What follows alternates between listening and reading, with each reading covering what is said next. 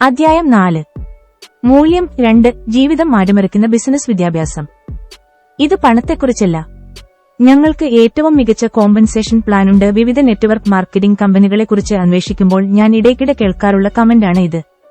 ചില ആളുകൾ അവർ ചെയ്യുന്ന ബിസിനസ് സംരംഭങ്ങളും അതിലൂടെ ലക്ഷക്കണക്കിന് രൂപ സമ്പാദിക്കുന്ന ആളുകളുടെ കഥകളും പറഞ്ഞ് എന്നെ സമീപിക്കാറുണ്ട്. അതുപോലെ തന്നെ ശരിക്കും പ്രതിമാസം ലക്ഷക്കണക്കിന് രൂപ നെറ്റ്വർക്ക് മാർക്കറ്റിംഗ് ബിസിനസ്സിലൂടെ നേടുന്ന ആളുകളെ ഞാൻ കണ്ടിട്ടുണ്ട്. അതുകൊണ്ട് തന്നെ നെറ്റ്വർക്ക് മാർക്കറ്റിംഗ് ബിസിനസിന്റെ വിജയത്തെക്കുറിച്ചോ അത് നേടിത്തരാവുന്ന സമ്പത്തിനെക്കുറിച്ചോ എനിക്ക് തെല്ലും ആശങ്കയില്ല. ഇങ്ങനെയൊക്കെയാണെങ്കിലും പെട്ടെന്ന് അധികം പണമുണ്ടാക്കാനുള്ള മോഹത്തിന്റെ പുറത്ത് ഒരുപാട് പേർ നെറ്റ്വർക്ക് മാർക്കറ്റിംഗിലേക്ക് വരാറുണ്ട്. ഈ ബിസിനസ്സിലേക്ക് ഇറങ്ങുമ്പോൾ നിങ്ങളുടെ പ്രധാന ലക്ഷ്യം ധനസമ്പാദനം മാത്രമായിരിക്കരുത്. ഇത് ഉത്പന്നങ്ങളെക്കുറിച്ചല്ല. ഞങ്ങളുടെ കയ്യിൽ ഏറ്റവും മികച്ച ഉത്പന്നങ്ങളാണ് ഉള്ളത്. വിവിധ നെറ്റ്വർക്ക് മാർക്കറ്റിംഗ് കമ്പനികൾ എന്റെ അടുക്കലേക്ക് എത്തുമ്പോൾ ഊന്നിപ്പറയാറുള്ള രണ്ടാമത്തെ പ്രധാന വാചകമാണ് ഇത്. എന്നാൽ രസകരമായ വസ്തുത എന്തെന്നാൽ ഇത്തരം ഉത്പന്ന കേന്ദ്രീകൃത കമ്പനികൾ അവരുടെ സെയിൽ പ്രസന്റേഷനുകൾ നടത്തുമ്പോൾ പ്രാധാന്യം നൽകുന്നത് ജീവിതം മാറ്റിമറിക്കുന്ന അനുഭവക്കുറിപ്പുകൾക്കാണ്. ഒരിക്കൽ ഒരു പ്രസന്റേഷനിടയിൽ ഒരു കമ്പനിയുടെ സ്ഥാപക എന്നോട് പറഞ്ഞു, അവരുടെ ഏറ്റവും മികച്ച ഉത്പന്നങ്ങളിലൊന്ന് അവർ കണ്ടുപിടിച്ചത് മരിച്ചുകൊണ്ടിരിക്കുന്ന അവരുടെ അമ്മയ്ക്ക് വേണ്ടിയാണ് എന്ന്. അയോവ എന്ന സ്ഥലത്ത് അവർ അമ്മയ്ക്കൊപ്പം താമസിക്കവേ അമ്മയ്ക്ക് തീരെ സുഖമില്ലാതെ ആവുകയും അമ്മയ്ക്ക് വേണ്ടി മരുന്ന് കണ്ടുപിടിക്കുകയും ചെയ്തു എന്ന് അവർ അവകാശപ്പെട്ടു. എന്നാൽ പിന്നീട് അന്വേഷിച്ചപ്പോൾ അവരോ അമ്മയോ അയോവയിൽ താമസിച്ചിട്ടില്ലെന്നും അവർ കണ്ടുപിടിച്ചതെന്ന് അവകാശപ്പെട്ട ഉത്പന്നം കാലിഫോർണിയയിലെ ഒരു ലബോറട്ടറിയിൽ ഉത്പാദിപ്പിക്കുന്നതാണെന്നും കണ്ടെത്തി. വിവിധ കമ്പനികൾക്ക് വേണ്ടി ലേബലൊട്ടിക്കാതെ ഉത്പന്നങ്ങൾ തയ്യാറാക്കി കൊടുക്കുന്ന ഒരു ലാബായിരുന്നു ഇത്. ഇവരെ പോലെയുള്ള തട്ടിപ്പുകാരും വ്യാജന്മാരും എല്ലാ ബിസിനസ്സുകളിലും പ്രൊഫഷണലുകളിലും ഉണ്ടാകും.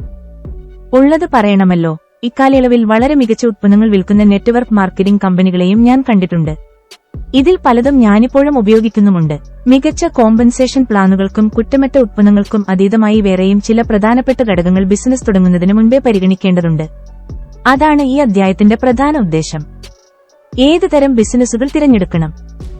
നെറ്റ്വർക്ക് മാർക്കറ്റിംഗ് കമ്പനികളെക്കുറിച്ച് പഠിക്കുമ്പോൾ എന്നെ ഏറ്റവും അതിശയപ്പെടുത്തിയ കാര്യം ഇത്തരമൊരു മാർക്കറ്റിംഗ് സംവിധാനത്തിലൂടെ വിറ്റഴിക്കപ്പെടുന്ന ഉത്പന്നങ്ങളുടെയും സേവനങ്ങളുടെയും വൈവിധ്യമാണ്. 1970കളിൽ ഞാനാദ്യമായി ശ്രദ്ധിച്ച നെറ്റ്വർക്ക് മാർക്കറ്റിംഗ് ബിസിനസ് വിട്ടിരുന്നത് വൈറ്റമിനുകളെയായിരുന്നു. അവ ഞാനുപയോഗിക്കുകയും ഇന്നും ഉപയോഗിച്ചുകൊണ്ടിരിക്കുകയും ചെയ്യുന്നു. മാർക്കറ്റിൽ ലഭ്യമാകുന്നവയ്ക്കൊപ്പം നിൽക്കുന്ന വൈറ്റമിനുകളായിരുന്നു അവ. പിന്നീട് നടത്തിയ പഠനങ്ങളിൽ മുഖ്യധാരയിൽ ലഭ്യമാകുന്ന നിരവധി ഉത്പന്നങ്ങൾ നെറ്റ്വർക്ക് മാർക്കറ്റിംഗ് ബിസിനസ് വഴിയും ലഭിക്കാറുണ്ടെന്ന് കണ്ടെത്തി. അവയിൽ ചിലത്: 1. കോസ്മെറ്റിക്, ചർമ്മലേപന, സൗന്ദര്യസംവർദ്ധക ഉത്പന്നങ്ങൾ. 2. ടെലിഫോൺ സേവനങ്ങൾ. 3. റിയൽ എസ്റ്റേറ്റ് സേവനങ്ങൾ. 4. സാമ്പത്തിക സേവനങ്ങൾ, insurance, mutual fund, credit card. 5. നിയമ സേവനങ്ങൾ. 6. Internet marketing, distribution, catalogue. 7. ഉത്പന്നങ്ങൾ വിലക്കിഴിവിൽ വിറ്റഴിക്കുന്നത്, വാൾമാർട്ടിൽ വിറ്റഴിക്കുന്ന എല്ലാ കാര്യങ്ങളും. 8. ആഭരണങ്ങൾ. 9. നികുതി സേവനങ്ങൾ. 10. പഠന സംബന്ധമായ കളിപ്പാട്ടങ്ങൾ. പട്ടിക ഇവിടെ തീരുന്നില്ല. കുറഞ്ഞത് മാസത്തിൽ ഒരിക്കലെങ്കിലും ഏതെങ്കിലും ഒരു നെറ്റ്വർക്ക് മാർക്കറ്റിംഗ് കമ്പനി ഒരു പുതിയ ഉത്പന്നവുമായി എത്താറുണ്ട്. 11. പാഠ്യപദ്ധതികൾ. നെറ്റ്വർക്ക് മാർക്കറ്റിംഗ് ബിസിനസിന്റെ പഠന സംവിധാനമാണ് ഞാൻ ഈ ബിസിനസ് മറ്റുള്ളവർക്ക് നിർദ്ദേശിക്കാനുള്ള പ്രധാന കാരണം. പലരും ഈ ബിസിനസ്സിലേക്ക് കടക്കും മുൻപ് ആ കമ്പനിയുടെ കോമ്പൻസേഷൻ പ്ലാനുകളും അവരുടെ ഉത്പന്നങ്ങളുമൊക്കെയാണ് ശ്രദ്ധിക്കാറ്. എന്നാൽ ഞാൻ പറയുന്നു, നിങ്ങൾ ആ കമ്പനിയുടെ ഉള്ളിലേക്ക് നോക്കി കണ്ടെത്തേണ്ടതും അറിയേണ്ടതും മറ്റൊന്നാണ്. നിങ്ങൾ തെരഞ്ഞെടുക്കാനുദ്ദേശിക്കുന്ന കമ്പനിക്ക് യഥാർത്ഥത്തിൽ നിങ്ങളെ പഠിപ്പിക്കാനും പരിശീലിപ്പിക്കാനും ഉദ്ദേശമുണ്ടോ? 2-3 മണിക്കൂർ നീളുന്ന സെയിൽസ് പിച്ചും വർണ്ണപകിട്ടാർന്ന പ്രോഡക്റ്റ് കാറ്റലോഗുകളും മറ്റുള്ളവർ സമ്പാദിക്കുന്ന പണത്തെക്കുറിച്ചുമൊക്കെ നമുക്കെളുപ്പത്തിൽ മനസ്സിലാക്കാൻ സാധിക്കും. എന്നാൽ ഒരു കമ്പനിയുടെ പരിശീലന പദ്ധതികളെക്കുറിച്ചും അവർ നിങ്ങൾക്ക് നൽകുന്ന ശിക്ഷണത്തെക്കുറിച്ചും മനസ്സിലാക്കണമെങ്കിൽ നിങ്ങൾ അവരിലേക്ക് കൂടുതൽ ആഴത്തിൽ നോക്കേണ്ടിയിരിക്കുന്നു. ഇതിനായി അവരുടെ ക്ലാസുകളിലും പരിശീലന പരിപാടികളിലും സെമിനാറുകളിലുമൊക്കെ പങ്കെടുത്തുകൊണ്ടേയിരിക്കുക. തുടക്കത്തിൽ നിങ്ങൾക്ക് കമ്പനിയുടേതായി നടത്തിയ പ്രസന്റേഷൻ ഇഷ്ടപ്പെട്ടുവെങ്കിൽ ആ കമ്പനിയുടെ പരിശീലന പരിപാടികൾ നടത്തുന്നവരുമായി നേരിട്ട് കാണാനും സംസാരിക്കാനും ശ്രമിക്കുക. ഇക്കാര്യത്തിൽ നിങ്ങൾ വളരെ ശ്രദ്ധാലുവാകേണ്ടതുണ്ട്. പല നെറ്റ്വർക്ക് മാർക്കറ്റിംഗ് കമ്പനിക്കാരും അവകാശപ്പെടുന്നത് തുടക്കക്കാർക്കായി മികച്ച പാഠ്യപദ്ധതികൾ അവർ ഒരുക്കിയിട്ടുണ്ടെന്നാണ്. ഞാൻ അന്വേഷിച്ചപ്പോൾ ഇങ്ങനെ പറഞ്ഞ പലരും പച്ചക്കള്ളമാണ് പറയുന്നതെന്ന് മനസ്സിലാക്കാൻ കഴിഞ്ഞു. ചില കമ്പനികൾക്ക് ആകെയുണ്ടായിരുന്നത് വായിച്ചിരിക്കേണ്ട ബുക്കുകളുടെ ഒരു പട്ടിക മാത്രമായിരുന്നു. ഇത് ഉപയോഗിച്ചായിരുന്നു അവർ നിങ്ങളുടെ സുഹൃത്തുക്കളെയും ബന്ധുക്കളെയും ബിസിനസ്സിലേക്ക് ആകർഷിക്കാനായി നിങ്ങളെ പരിശീലിപ്പിക്കാൻ ഉദ്ദേശിച്ചിരുന്നത്. ഇതൊക്കെ കൊണ്ട് തന്നെ നെറ്റ്വർക്ക് മാർക്കറ്റിംഗ് ബിസിനസ്സിലേക്ക് ഇറങ്ങും മുൻപേ ആ കമ്പനികളുടെ പരിശീലന ശിക്ഷണ പദ്ധതികളെക്കുറിച്ച് നല്ലവണ്ണം അറിഞ്ഞിരിക്കുക. എന്റെ അഭിപ്രായത്തിൽ ഞാൻ കണ്ടിരിക്കുന്നതിൽ വെച്ച് ഏറ്റവും മികച്ച യാഥാർത്ഥ്യബോധ്യമുള്ള ബിസിനസ് പരിശീലന പദ്ധതികളിൽ പലതും ഈ നെറ്റ്വർക്ക് മാർക്കറ്റിംഗ് കമ്പനികളിലാണ്. ഒരു പാഠ്യപദ്ധതിയിൽ ശ്രദ്ധിക്കേണ്ട കാര്യങ്ങളെന്തെല്ലാം? എന്റെ മറ്റു ബുക്കുകൾ വായിച്ചിട്ടുള്ളവരാണ് നിങ്ങളെങ്കിൽ ഒരു അധ്യാപക കുടുംബത്തിൽ നിന്നാണ് ഞാൻ വരുന്നതെന്ന് ഇതിനോടകം നിങ്ങൾക്ക് മനസ്സിലായിട്ടുണ്ടാകും. ഹവായി സംസ്ഥാനത്തെ സ്കൂൾ സംവിധാനങ്ങളുടെ മേധാവിയായിരുന്നു എന്റെ പിതാവ്. ഒരു അധ്യാപക കുടുംബത്തിൽ നിന്നാണ് ഞാനെത്തിയിരുന്നതെങ്കിലും പരമ്പരാഗത വിദ്യാഭ്യാസ സമ്പ്രദായങ്ങളെ ഞാൻ വെറുത്തിരുന്നു. ന്യൂയോർക്കിലെ പ്രമുഖ ഫെഡറൽ മിലിറ്ററി അക്കാദമിയിൽ കോൺഗ്രഷണൽ അപ്പോയിന്റ്മെന്റ് ലഭിക്കുകയും സയൻസ് ബിരുദം നേടുകയും ചെയ്തുവെങ്കിലും ഈ പരമ്പരാഗത വിദ്യാഭ്യാസം എന്നെ വല്ലാതെ ബോറടിപ്പിച്ചിരുന്നു. ഒരു വിദ്യാർത്ഥിയുടെയും ബിരുദം നേടുന്നതിന്റെയും ഒക്കെ ഘട്ടങ്ങളിലൂടെ കടന്നുപോയെങ്കിലും പഠനത്തിലൂടെ നേടുന്ന കാര്യങ്ങൾ എന്നെ അപൂർവമായി മാത്രമേ താൽപര്യപ്പെടുത്തുകയോ വെല്ലുവിളിക്കുകയോ ചെയ്തുള്ളൂ. സ്കൂളിൽ നിന്ന് ബിരുദം നേടിയതിനുശേഷം ഞാൻ US മറൈൻ കോർപ്സിൽ ചേരുകയും ഫ്ലോറിഡയിലെ പെൻസാകോളയിലുള്ള US നേവി ഫ്ലൈറ്റ് പ്രോഗ്രാം സ്വീകരിക്കുകയും ചെയ്തു. വിയറ്റ്നാം യുദ്ധം തുടങ്ങിയിരുന്നതിനാൽ അടിയന്തരമായി കൂടുതൽ പൈലറ്റുമാരെ പരിശീലിപ്പിക്കേണ്ട ആവശ്യമുണ്ടായിരുന്നു. ഒരു പൈലറ്റ് വിദ്യാർത്ഥി ആയിരിക്കുമ്പോൾ ആ വിദ്യാഭ്യാസ രീതി എന്നെ അത്ഭുതപ്പെടുത്തുകയും വെല്ലുവിളിയാവുകയും ചെയ്യുന്നതായി ഞാൻ കണ്ടെത്തി. പുഴുക്കൾ ചിത്രശലഭങ്ങളാകുന്നതുപോലെ എന്ന് പറഞ്ഞ് പഴകിയ ക്ലീഷേ ഡയലോഗുകൾ നമ്മിൽ പലരും നിരവധി തവണ കേട്ടിട്ടുണ്ടാകും. ഫ്ലൈറ്റ് സ്കൂളിൽ യഥാർത്ഥത്തിൽ അവർ ഇതുതന്നെയാണ് ചെയ്യുന്നത്. ഞാൻ ഫ്ലൈറ്റ് സ്കൂളിലെത്തുമ്പോൾ 4 വർഷത്തെ മിലിറ്ററി പരിശീലന പാരമ്പര്യമുള്ള ഒരു കമ്മീഷൻഡ് ഓഫീസറാണ്. എന്നിരുന്നാലും ഫ്ലൈറ്റ് സ്കൂളിലെത്തുന്ന ഭൂരിഭാഗം പേരും സിവിലിയൻ കോളേജിൽ നിന്നുള്ള പുതുമുഖങ്ങളാണ്. ഇവർ പുഴുക്കളെ അനുസ്മരിപ്പിക്കുന്നു. ഹിപ്പി യുഗമായിരുന്നതിനാൽ സിവിലിയൻ വസ്ത്രങ്ങളിൽ താടിയും മുടിയും മീശയുമൊക്കെ നീട്ടിവളർത്തി ഷൂവിന് പകരം ചെരുപ്പ് ധരിച്ച് ജീവിതം മാറ്റിമറിക്കുന്ന ഒരു വിദ്യാഭ്യാസ പരിപാടി ആരംഭിക്കാൻ തയ്യാറെടുക്കുന്ന ചില അദ്ഭുത കഥാപാത്രങ്ങളെയും ഞാൻ കണ്ടു. പരിശീലന കാലയളവ് അവർക്ക് അതിജീവിക്കാൻ സാധിച്ചാൽ 2-3 വർഷത്തിനുശേഷം അവർ ചിത്രശലഭങ്ങളായി തന്നെ പുറത്തുവരും. പുഴുവിൽ നിന്നും ചിത്രശലഭമായി പരിണമിക്കുന്നതിന്റെ ഏറ്റവും നല്ല ഉദാഹരണമാണ് ടോപ്പ് ഗൺ എന്ന സിനിമയിലെ US ഫ്ലൈറ്റ് സ്കൂളിൽ നിന്നും പഠിച്ചിറങ്ങി വരുന്ന നായകനായ ടോം ക്രൂസ്. വിയറ്റ്നാമിലേക്ക് പോകുന്നതിന് മുൻപ് വരെ ഞാനും ടോപ്പ് ഗൺ സ്കൂൾ സ്ഥിതി ചെയ്യുന്ന കാലിഫോർണിയയിലെ സാന്റിയാഗോയിലാണ് താമസിച്ചിരുന്നത്. ആ പ്രമുഖ സ്കൂളിന് അനുയോജ്യനായ ഒരു പൈലറ്റ് ആയിരുന്നില്ല ഞാനെങ്കിലും യുവാക്കളായ പൈലറ്റുമാർ ആ സിനിമയിൽ പ്രകടിപ്പിച്ചിരുന്ന എനർജിയും ആത്മവിശ്വാസവും യുദ്ധത്തിന് തയ്യാറെടുക്കുമ്പോൾ ഞങ്ങൾക്ക് അനുഭവപ്പെട്ടിരുന്നു. ഒരിക്കൽ പോലും പറഞ്ഞിട്ടില്ലാത്ത യുവാക്കളിൽ നിന്ന് ഞങ്ങൾ ഭൂരിഭാഗം പേരും ഒഴിവാക്കാൻ ആഗ്രഹിക്കുന്ന വെല്ലുവിളികളെ ശാരീരികവും മാനസികവും വൈകാരികവുമായി നേരിടാൻ പരിശീലനം ലഭിച്ച അച്ചടക്കമുള്ളവരായി പരിണമിച്ചു.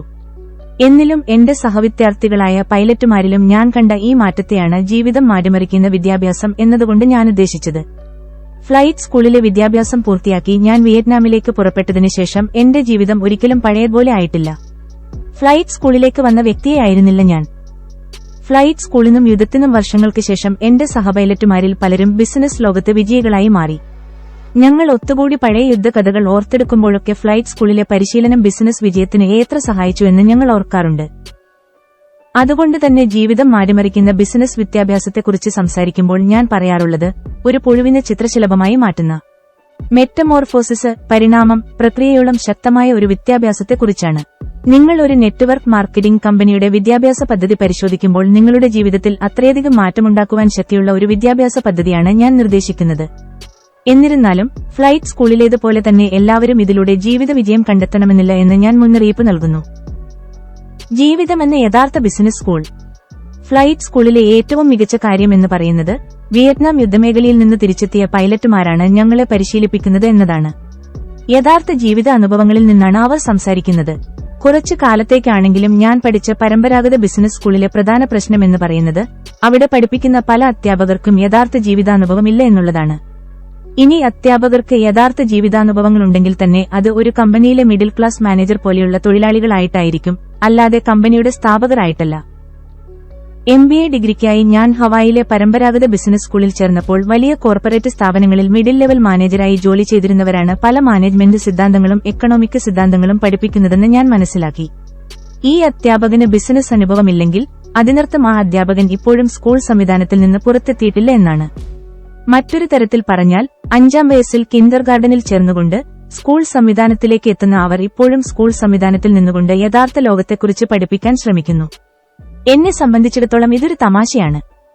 ഞാൻ MBA പഠിക്കാനായി ബിസിനസ് സ്കൂളിൽ ചേർന്നതിന്റെ പ്രധാന കാരണമെന്ന് പറയുന്നത് എനിക്കൊരു സംരംഭകനാകണമെന്നുള്ളതായിരുന്നു, അല്ലാതെ തൊഴിലാളിയാകാനായിരുന്നില്ല.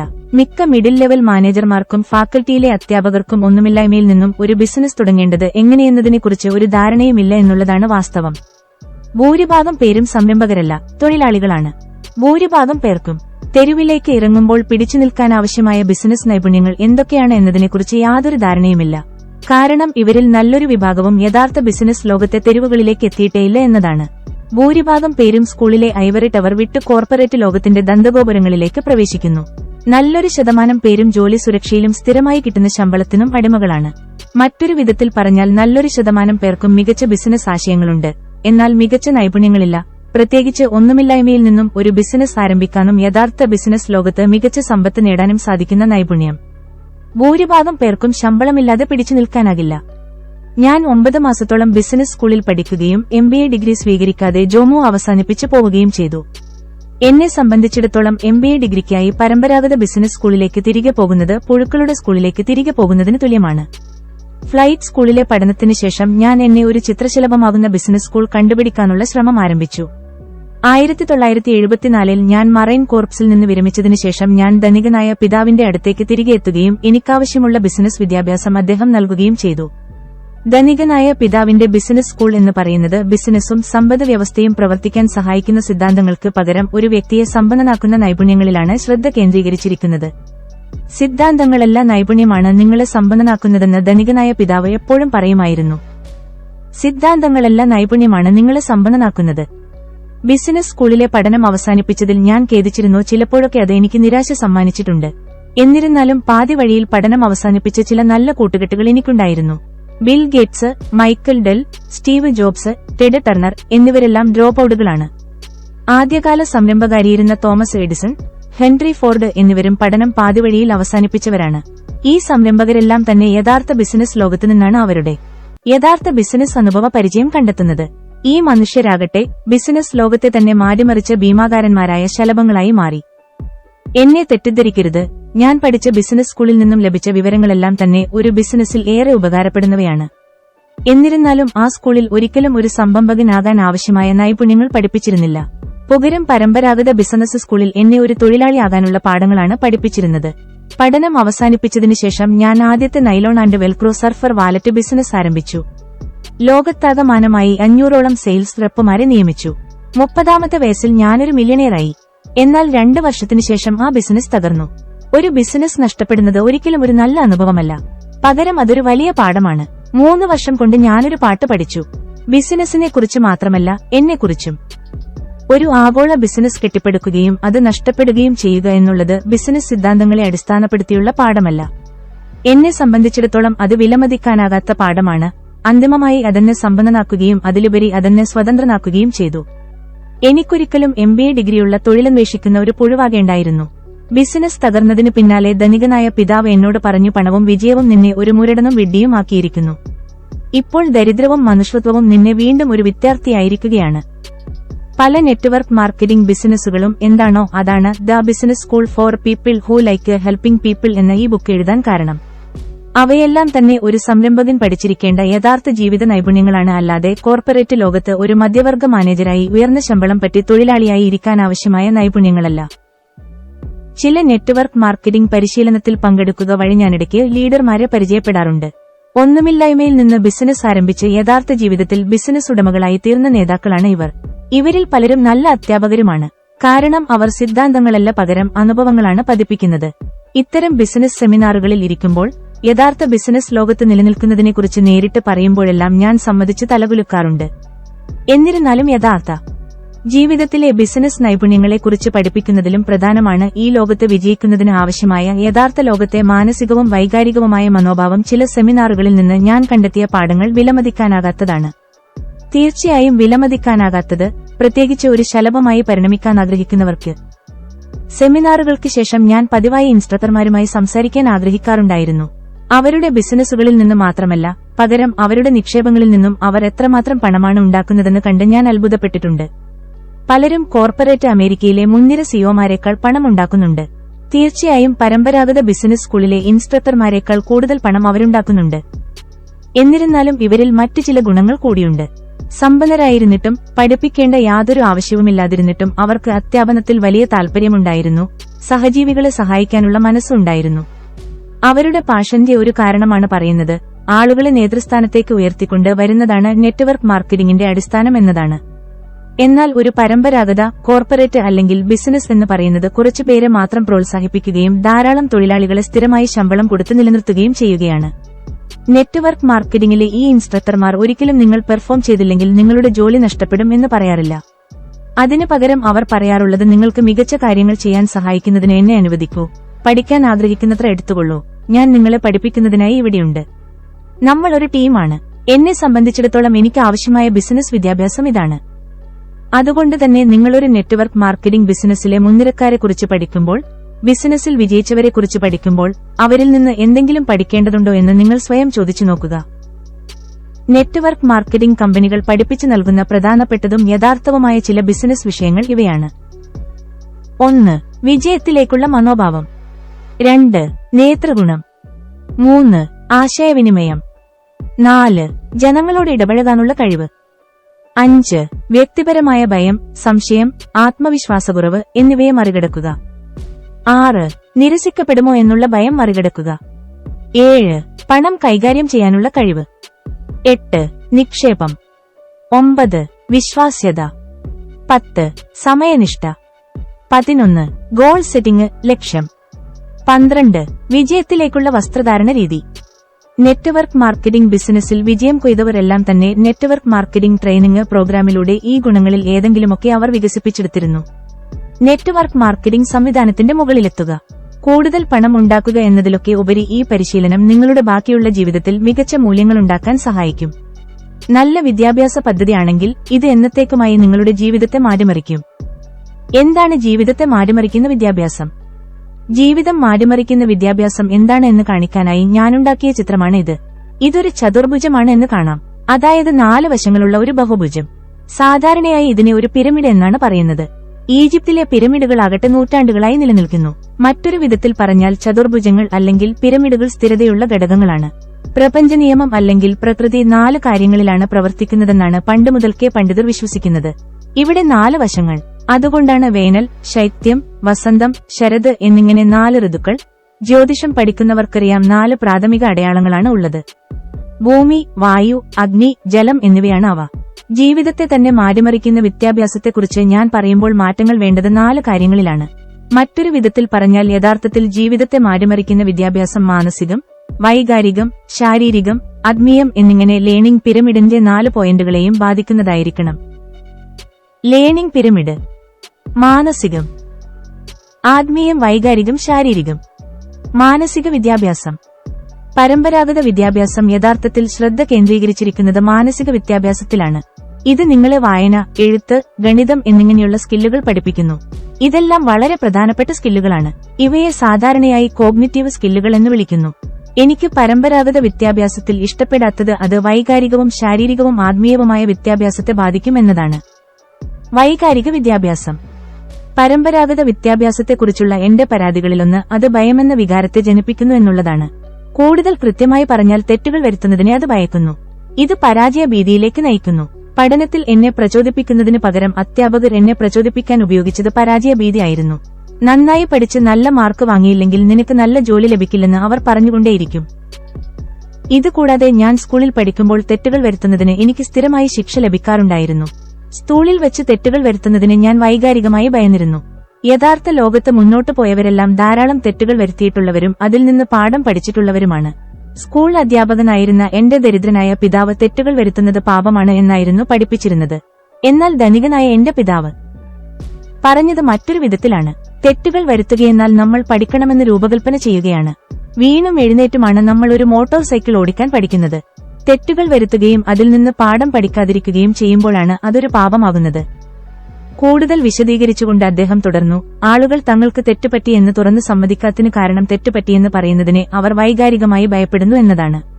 അങ്ങനെ അവർ പഠിക്കുന്നതിനും വളരുന്നതിനുമുള്ള അവസരം നഷ്ടപ്പെടുത്തുന്നു.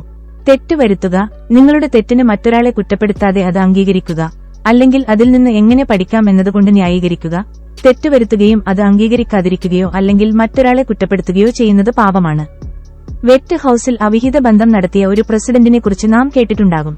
എന്റെ അഭിപ്രായത്തിൽ അദ്ദേഹത്തിന്റെ അവിഹിത ബന്ധത്തെക്കാൾ മോശമായ കാര്യം അത് പിടിക്കപ്പെട്ടപ്പോൾ അദ്ദേഹം അതിനെക്കുറിച്ച് കള്ളം പറഞ്ഞതാണ്. കള്ളം പറയുന്നത് ഒരു ദുർബലമായ സ്വഭാവമാണെന്ന് മാത്രമല്ല, ആ തെറ്റിൽ നിന്ന് എന്തെങ്കിലും പഠിക്കാനുള്ള അവസരം കൂടിയാണ് ഇല്ലാതാക്കുന്നത്. പരമ്പരാഗത ബിസിനസ് ലോകത്തും തെറ്റുകൾ വരുത്തുന്നതിനെക്കുറിച്ച് സമാനമായ കാഴ്ചപ്പാടുകൾ തന്നെയാണ് നിലവിലുള്ളത്. ബിസിനസ് ലോകത്ത് നിങ്ങൾ തെറ്റുകൾ വരുത്തിയാൽ നിങ്ങൾ പുറത്താക്കപ്പെടും അല്ലെങ്കിൽ ശിക്ഷിക്കപ്പെടും.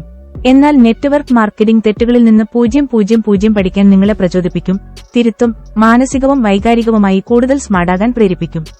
കോർപ്പറേറ്റ് ലോകത്തെ ഏഴ് തുടക്കകാലത്ത് നേട്ടങ്ങൾ കൈവരിക്കാത്ത സെയിൽസ് ആളുകളെ മുഴുവൻ പുറത്താക്കിയിരുന്നു. മറ്റൊരു തരത്തിൽ പറഞ്ഞാൽ നാം പരാജയത്തെ പേടിക്കുന്ന ഒരു ലോകത്താണ് ജീവിക്കുന്നത്, പഠനത്തെയല്ല. അതുകൊണ്ടാണ് കോർപ്പറേറ്റ് ലോകത്ത് ധാരാളം ആളുകൾ പുഴുക്കളായി തുടരുന്നത്. പരാജയത്തിന്റെ ഭീതിയിൽ മുറുകെ പൊതിഞ്ഞിരിക്കുന്ന കോർപ്പറേറ്റ് കൊക്കൂണിൽ നിന്ന് എങ്ങനെയാണ് ഒരാൾക്ക് പറന്നുപോകാൻ സാധിക്കുന്നത്? നെറ്റ്വർക്ക് മാർക്കറ്റിംഗ് ലോകത്ത് ലീഡർമാർ ശ്രദ്ധ നൽകുന്നത് മികച്ച പ്രകടനം കാഴ്ചവെക്കാത്തവർക്കാണ്. അവരെ പുറത്താക്കാതെ മുന്നോട്ടു പോകാൻ പ്രേരിപ്പിക്കുന്നു. വീഴുന്നതിന് ശിക്ഷ ലഭിക്കുകയോ അല്ലെങ്കിൽ തോൽക്കുന്ന ഗ്രേഡ് നൽകുകയോ ചെയ്താൽ നിങ്ങളൊരിക്കലും സൈക്കിൾ ഓടിക്കാൻ പഠിക്കുകയില്ല. മറ്റു പലരേക്കാളും ഞാൻ സാമ്പത്തികമായി വിജയിച്ചവനാണ്. ഞാൻ അവരേക്കാൾ സ്മാർട്ടായത് മാത്രമല്ല, കാരണം ഞാൻ മറ്റാളുകളേക്കാൾ കൂടുതൽ തവണ പരാജയപ്പെട്ടിട്ടുണ്ട് എന്നുള്ളതുകൊണ്ട് കൂടിയാണ്. മറ്റൊരു വിധത്തിൽ പറഞ്ഞാൽ കൂടുതൽ തെറ്റുകൾ വരുത്തിക്കൊണ്ട് ഞാൻ മുന്നോട്ടു പോയി. നെറ്റ്വർക്ക് മാർക്കറ്റിംഗ് ബിസിനസ്സിൽ തെറ്റുവരുത്തുക, തിരുത്തുക, പഠിക്കുക, വളരുക ഇവയൊക്കെ പ്രചോദിപ്പിക്കപ്പെടും. എന്നെ സംബന്ധിച്ചിടത്തോളം അതൊരു ജീവിതം മാറ്റിമറിക്കുന്ന വിദ്യാഭ്യാസമാണ്. നിങ്ങൾ ഉള്ളിലുള്ള ഭയം ഇല്ലാതാക്കുന്നത് മുതൽ നിങ്ങൾ പറക്കാൻ തുടങ്ങും. തെറ്റുകൾ വരുത്തുന്നതിനെ ഭയക്കുകയും പരാജയത്തെ ഭീതിയോടെ കാണുകയും ചെയ്യുന്ന ആളാണ് നിങ്ങളെങ്കിൽ മികച്ച വിദ്യാഭ്യാസ പദ്ധതിയുള്ള നെറ്റ്വർക്ക് മാർക്കറ്റിംഗ് ബിസിനസ് നിങ്ങൾക്ക് വേണ്ടിയുള്ളതാണ്. നെറ്റ്വർക്ക് മാർക്കറ്റിംഗ് ബിസിനസ് ഒരാളുടെ ആത്മവിശ്വാസത്തെ ഉണർത്തുകയും പുനരുജ്ജീവിപ്പിക്കുകയും ചെയ്യുമെന്ന് ഞാൻ വിശ്വസിക്കുന്നു. ഒരിക്കൽ നിങ്ങൾക്ക് ആത്മവിശ്വാസം തോന്നിക്കഴിഞ്ഞാൽ നിങ്ങളുടെ ജീവിതം എന്നേക്കുമായി മാറിക്കഴിയും. ശാരീരിക വിദ്യാഭ്യാസം. ലളിതമായി പറഞ്ഞാൽ ആളുകൾ തെറ്റുകളിൽ നിന്ന് കൂടുതൽ പാഠങ്ങൾ പഠിക്കുന്നതിനെ ഭയക്കുന്നതിന് കാരണം ആളുകൾ കൂടുതലൊന്നും ചെയ്യുന്നില്ല എന്നതാണ്. പലരുടെയും ധാരണ പഠനമെന്നത് ഒരു മാനസിക പ്രവർത്തനത്തെക്കാൾ ഉപരി ശാരീരിക പ്രവർത്തനമാണ് എന്നതാണ്. എഴുത്തും വായനയും ടെന്നീസ് കളിക്കാൻ പഠിക്കുന്നത് പോലെ ഒരു ശാരീരിക പ്രവർത്തനമാണ്. നിങ്ങൾക്ക് എല്ലാ ഉത്തരങ്ങളും അറിയുകയും തെറ്റുകളൊന്നും വരുത്തുകയും ചെയ്യുന്നില്ലെങ്കിൽ നിങ്ങളുടെ വിദ്യാഭ്യാസ പ്രക്രിയയെ അത് ബാധിക്കും.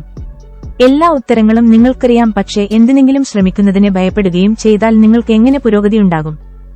ഞാൻ പഠിച്ച എല്ലാ നെറ്റ്വർക്ക് കമ്പനികളും മാനസിക പഠനത്തെ പ്രോത്സാഹിപ്പിക്കുന്നത് പോലെ തന്നെ ശാരീരിക വിദ്യാഭ്യാസത്തെയും പ്രോത്സാഹിപ്പിച്ചിട്ടുണ്ട്. പ്രവൃത്തികൾ ചെയ്തുകൊണ്ട് നിങ്ങളുടെ ഭയത്തെ അഭിമുഖീകരിക്കാനും തെറ്റുകൾ വരുത്തുവാനും അവയിൽ നിന്ന് പാഠം പഠിക്കുവാനും മാനസികവും വൈകാരികവും ശാരീരികവുമായി ശക്തരാകുവാനും അവർ നിങ്ങളെ പ്രചോദിപ്പിക്കുന്നു. പരമ്പരാഗത വിദ്യാഭ്യാസം നിങ്ങളെ വസ്തുതകളെക്കുറിച്ച് പഠിപ്പിക്കുകയും പിന്നീട് തെറ്റുകൾ വരുത്തുന്നതിനെ വൈകാരികമായി ഭയക്കാൻ പഠിപ്പിക്കുകയും ചെയ്യുന്നു. ഇത് ശാരീരികമായി നിങ്ങളെ പിന്നാക്കം വലിക്കുന്നു. ഭയത്തിന്റേതായ ഒരു പരിതസ്ഥിതിയിൽ ജീവിക്കുന്നത് ആരോഗ്യപരമായോ മാനസികമായോ വൈകാരികമായോ ശാരീരികമായോ സാമ്പത്തികമായോ നല്ലതല്ല. ഞാൻ മുൻപ് പറഞ്ഞതുപോലെ എനിക്ക് കൂടുതൽ പണമുള്ളത് ഞാൻ പഠനത്തിൽ മിടുക്കനായതുകൊണ്ട് മാത്രമല്ല, ഭാവിയിൽ കൂടുതൽ തെറ്റുകൾ വരുത്തുന്നതിനായി ഞാൻ മുന്നോട്ട് നോക്കിയതുകൊണ്ട് കൂടിയാണ്. എന്നാൽ ഭൂരിഭാഗം ആളുകളും ഭാവിയിൽ കൂടുതൽ തെറ്റുകൾ ആവർത്തിക്കാതിരിക്കാനായി കഠിനാധ്വാനം ചെയ്യുന്നു. അതുകൊണ്ടാണ് നമുക്കോരോരുത്തർക്കും വ്യത്യസ്തമായ ഭാവിയുണ്ടാകുന്നത്. പുതുതായി എന്തെങ്കിലും പരിശീലിക്കാൻ നിങ്ങൾ തയ്യാറാകാതിരിക്കുകയോ അവയിൽ നിന്ന് പാഠം പഠിക്കാൻ തയ്യാറാകാതിരിക്കുകയോ ചെയ്യുന്ന പക്ഷം നിങ്ങൾക്ക് നിങ്ങളുടെ ഭാവി മെച്ചപ്പെടുത്താൻ സാധിക്കുകയില്ല. മികച്ച നെറ്റ്വർക്ക് മാർക്കറ്റിംഗ് കമ്പനികൾ അവരുടെ ആളുകളെ പുതുതായി എന്തെങ്കിലും മാനസികമായി പഠിക്കുന്നതിനും പ്രവർത്തിക്കുന്നതിനും പഠിക്കുന്നതിനും തെറ്റുകൾ തിരുത്തുന്നതിനും ഈ പ്രക്രിയ ആവർത്തിക്കാനും പ്രേരിപ്പിക്കുന്നു. ഇതാണ് യഥാർത്ഥ ജീവിതത്തിലെ വിദ്യാഭ്യാസം. തെറ്റുകൾ വരുത്തുന്നതിനെ നിങ്ങൾ ഭയക്കുകയും എന്നാൽ ജീവിതത്തിൽ ചില മാറ്റങ്ങൾ വരുത്തണമെന്ന് നിങ്ങൾ ആഗ്രഹിക്കുകയും ചെയ്യുന്നുവെങ്കിൽ ഒരു മികച്ച നെറ്റ്വർക്കിംഗ് പ്രോഗ്രാം നിങ്ങൾക്ക് പറ്റിയ പേഴ്സണൽ ഡെവലപ്മെന്റ് പ്രോഗ്രാം കൂടിയായിരിക്കും. ഒരു മികച്ച നെറ്റ്വർക്ക് മാർക്കറ്റിംഗ് കമ്പനി നിങ്ങളെ ഭയത്തിനപ്പുറമുള്ള ജീവിതത്തിലേക്ക് പരാജയപ്പെടാതെ കൈപിടിച്ച് നടത്തും. ഇതുകൂടാതെ നിങ്ങൾക്ക് ആരുടെയും കൈപിടിക്കേണ്ടെങ്കിൽ അതും ചെയ്യാവുന്നതാണ്. ഒരു വ്യക്തിയുടെ പ്രവൃത്തിയെ മാറ്റണമെങ്കിൽ അയാൾ ചിന്തിക്കുന്ന രീതി മാറിയാൽ മതിയെന്ന് പറയാറുണ്ട്. അടുത്ത കാലത്തായി കൂടുതൽ ആളുകൾ പറയുന്ന ആശയം എന്ന് പറയുന്നത് ഒരു വ്യക്തി ചിന്തിക്കുന്ന രീതി മാറ്റുന്നതിന് അയാൾ ചെയ്യുന്ന കാര്യങ്ങളിൽ മാറ്റം വരുത്തിയാൽ മതിയെന്നാണ്. നെറ്റ്വർക്ക് മാർക്കറ്റിംഗിന്റെ ഏറ്റവും പ്രധാനപ്പെട്ട ഗുണമെന്ന് പറയുന്നത് നിങ്ങൾ ചിന്തിക്കുന്നതിനെയും നിങ്ങൾ ചെയ്യുന്നതിനെയും ശ്രദ്ധിക്കുന്നു എന്നതാണ്. പരമ്പരാഗത വിദ്യാഭ്യാസത്തിന്റെ പ്രശ്നം എന്തെന്നാൽ നിങ്ങൾ ചെയ്യുന്നതിനെ തിരുത്താതെ അവർ നിങ്ങളുടെ തെറ്റുകളെ ശിക്ഷിക്കുന്നു. ആത്മീയ വിദ്യാഭ്യാസം. ആദ്യമായി ഇത് വളരെ പ്രധാനപ്പെട്ടതാണെന്ന് ഞാൻ കരുതുന്നു. ഈ ചൂടേറിയതും വൈകാരികവുമായ വിഷയത്തിലേക്ക് പോകുന്നതിന് മുൻപായി ഞാൻ എന്റെ വ്യക്തിപരമായ അഭിപ്രായം പറയട്ടെ. മതപരം എന്ന് ഉപയോഗിക്കുന്നതിന് പകരം ഞാൻ ആത്മീയം എന്ന വാക്ക് ഉപയോഗിച്ചതിന് വ്യക്തമായ കാരണങ്ങളുണ്ട്. നല്ല നെറ്റ്വർക്ക് മാർക്കറ്റിംഗ് കമ്പനികളെ പോലെ തന്നെ മോശം നെറ്റ്വർക്ക് മാർക്കറ്റിംഗ് കമ്പനികളുമുണ്ട്. അതുപോലെ തന്നെ നല്ല മതസ്ഥാപനങ്ങളും മോശം മതസ്ഥാപനങ്ങളുമുണ്ട്. കൂടുതൽ വ്യക്തമായി പറഞ്ഞാൽ മനുഷ്യരുടെ ആത്മീയത ശക്തിപ്പെടുത്തുകയും ദുർബലപ്പെടുത്തുകയും ചെയ്യുന്ന മതസ്ഥാപനങ്ങളെ ഞാൻ കണ്ടിട്ടുണ്ട്. അതുകൊണ്ട് തന്നെ ഞാൻ ആത്മീയ വിദ്യാഭ്യാസത്തെക്കുറിച്ച് പറയുമ്പോൾ അത് മതപരമായിട്ടുള്ളതോ അല്ലാത്തതോ ആകാം. ഏത് ക്രിസ്ത്യൻ വിശ്വാസികൾക്കും സ്വീകാര്യമായിട്ടുള്ള കാര്യമാണ് ഞാൻ പറയുന്നത്. മതത്തിന്റെ കാര്യത്തിലേക്ക് വരുമ്പോൾ ഞാൻ പിന്തുണയ്ക്കുന്നത് അമേരിക്കൻ ഭരണഘടനയാണ്. കാരണം അത് മതം തെരഞ്ഞെടുക്കാനുള്ള കാര്യത്തിൽ സ്വാതന്ത്ര്യം നൽകുന്നു. ഈ വിഷയത്തിൽ ഞാനേറെ ശ്രദ്ധാലുവാകാൻ കാരണം ചെറുപ്പത്തിൽ എനിക്ക് കിട്ടിയ ഉപദേശമാണ്. മതം, രാഷ്ട്രീയം, ലൈംഗികത, പണം എന്നിവയെക്കുറിച്ച് ചർച്ച ചെയ്യരുത്. ഇത് മാത്രമല്ല, ഈ പ്രസ്താവനയ്ക്ക് കാരണം ഈ വിഷയങ്ങൾ വളരെ കലുഷിതവും വൈകാരികവും കൂടിയാണ് എന്നതുകൊണ്ട് കൂടിയാണ്. നിങ്ങളുടെ വ്യക്തിപരമായ വിശ്വാസങ്ങളെയും സഹാനുഭൂതികളെയും എതിർക്കാൻ ഞാനുദ്ദേശിക്കുന്നില്ല. പകരം അവയിൽ വിശ്വസിക്കാനുള്ള നിങ്ങളുടെ അവകാശത്തെ ഞാൻ പിന്തുണയ്ക്കുന്നു. മനുഷ്യപരിമിതിക്ക് പുറം ഒരു വ്യക്തിയുടെ ഉത്സാഹത്തെക്കുറിച്ച് ഞാൻ സംസാരിക്കുമ്പോൾ മുൻപ് നമ്മുടെ മാനുഷിക അവസ്ഥകൾ നിശ്ചയിക്കുന്ന മാനസികവും വൈകാരികവും ശാരീരികവുമായ പരിമിതികളെ മറികടക്കാൻ സഹായിക്കുന്ന ശക്തിയെക്കുറിച്ചാണ് ഞാനിവിടെ സംസാരിക്കുന്നത്. ഞാൻ വിയറ്റ്നാമിലായിരിക്കുമ്പോൾ മുറിവേറ്റ് മരിച്ചുകൊണ്ടിരിക്കുന്ന ഒരു ചെറുപ്പക്കാരനെ കണ്ടു. മരിച്ചുകൊണ്ടിരിക്കുകയാണ് എന്ന് മനസ്സിലായെങ്കിലും അയാൾ മറ്റുള്ളവർ ജീവിക്കാനായി പൊരുതുകയായിരുന്നു. വിയറ്റ്നാമിൽ യുദ്ധമുഖത്തിന് പിന്നിൽ നിന്ന് മുഴുവൻ സമയവും പൊരുതുകയായിരുന്ന ഒരു സുഹൃത്ത് കൂടുതൽ കൃത്യതയോടെ പറയുമായിരുന്നു, മരിച്ചവർ പോരാടിയതുകൊണ്ടാണ് താൻ ജീവിച്ചിരിക്കുന്നതെന്ന്. 2 തവണ യുദ്ധത്തിൽ പങ്കെടുത്തപ്പോഴും ഞാൻ ജീവനോടെ തിരിച്ചുവന്നു. നിങ്ങളുടെ സുഹൃത്തുക്കൾ ജീവൻ നൽകിയതുകൊണ്ട് മാത്രമാണ് നിങ്ങൾ ജീവിച്ചിരിക്കുന്നതെന്ന തിരിച്ചറിവ് നിങ്ങളുടെ ജീവിതം തന്നെ മാറ്റിമറിക്കും. യുദ്ധത്തിന് മുൻപുള്ള രാത്രികളിൽ ഞാൻ എയർക്രാഫ്റ്റിന്റെ ചിറകുകൾക്ക് മുകളിൽ കയറിയിരിക്കാറുണ്ടായിരുന്നു. നിശബ്ദതയുടെ ദീർഘനിമിഷങ്ങളിൽ ഞാൻ എന്റെ ആത്മാവിൽ സമാധാനം കണ്ടെത്താറുണ്ടായിരുന്നു. രാവിലെയാകുമ്പോൾ മരണത്തെ വീണ്ടും അഭിമുഖീകരിക്കണമെന്ന യാഥാർത്ഥ്യം ഞാൻ മനസ്സിലാക്കും.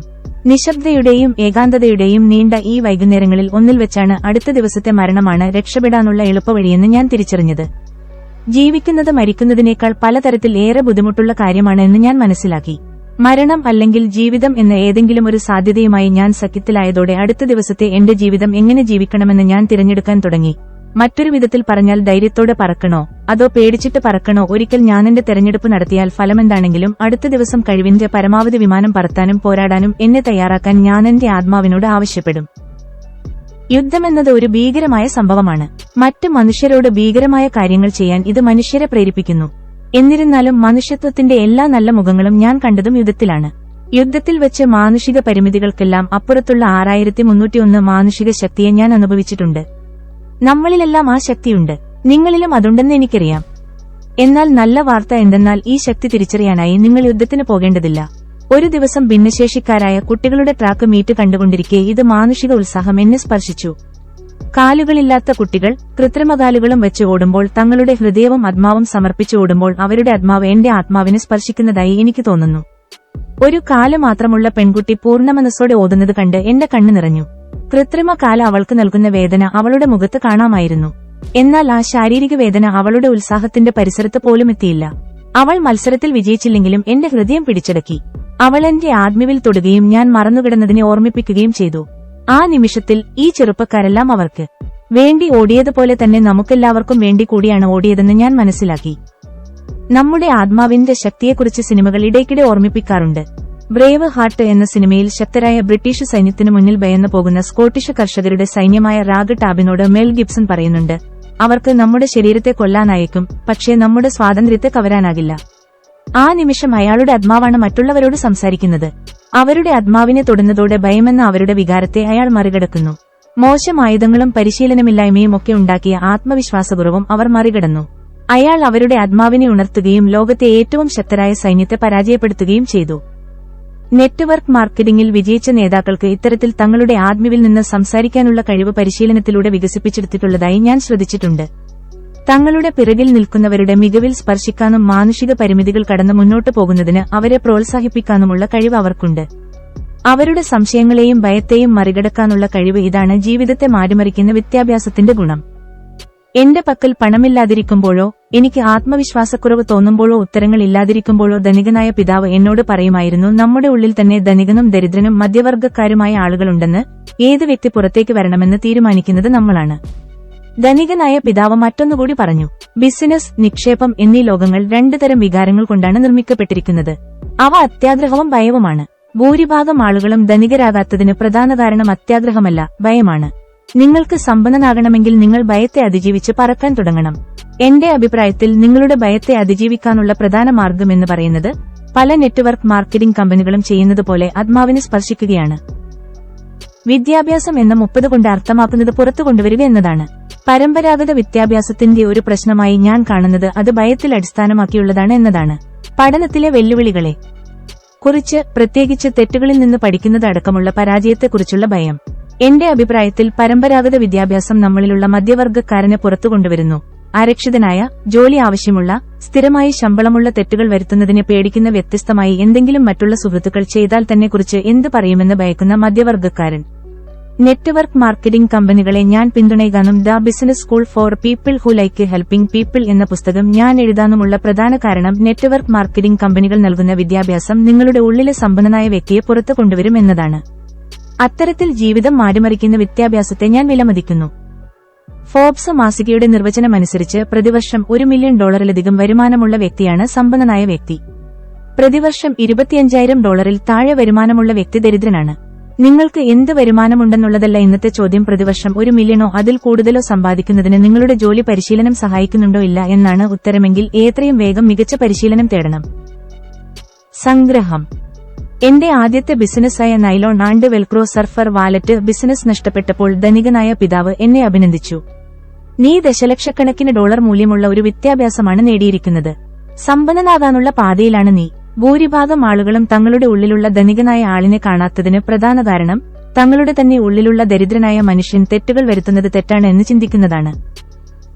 എന്നെ സംബന്ധിച്ചിടത്തോളം പരമ്പരാഗത വിദ്യാഭ്യാസത്തിൽ നിന്ന് ലഭിച്ച മൂല്യങ്ങളും എന്റെ ജീവിതം മാറ്റിമറിച്ച വിദ്യാഭ്യാസത്തിൽ നിന്നും ലഭിച്ച മൂല്യങ്ങളും തമ്മിലുള്ള പ്രധാന വ്യത്യാസം എന്ന് പറയുന്നത് ഒന്ന് തെറ്റുകളിൽ നിന്ന് പാഠം പഠിക്കാൻ പറയുമ്പോൾ മറ്റേത് തെറ്റുകൾ വരുത്തുന്നതിനെ സംരക്ഷിക്കുന്നു എന്നതാണ്. മാത്രമല്ല മാനസികവും വൈകാരികവും ശാരീരികവുമായ കുറവുകളെ മറികടന്ന് ശക്തമായ ആത്മാവ് ഉണ്ടാക്കിയെടുക്കാൻ സാധിക്കുന്നു എന്നതാണ്. അടുത്ത മൂല്യം. എന്റെ ദരിദ്രനായ പിതാവ് എപ്പോഴും വിലകൽപ്പിച്ചിരുന്നത് ജോലി സുരക്ഷയ്ക്കായിരുന്നു. എന്നാൽ ധനികനായ എന്റെ പിതാവ് വിലകൽപ്പിച്ചത് സാമ്പത്തിക സ്വാതന്ത്ര്യത്തിനായിരുന്നു.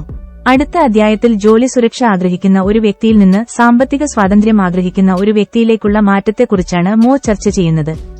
ക്വാഡ്രന്റുകളിലൂടെയാണ് ഇത് ആരംഭിക്കുന്നത്. മറ്റൊരു വിധത്തിൽ പറഞ്ഞാൽ ജോലി മാറുന്നതുകൊണ്ട് ജീവിതം മാറാത്തത് എന്താണെന്ന് നിങ്ങൾക്ക് മനസ്സിലാകും.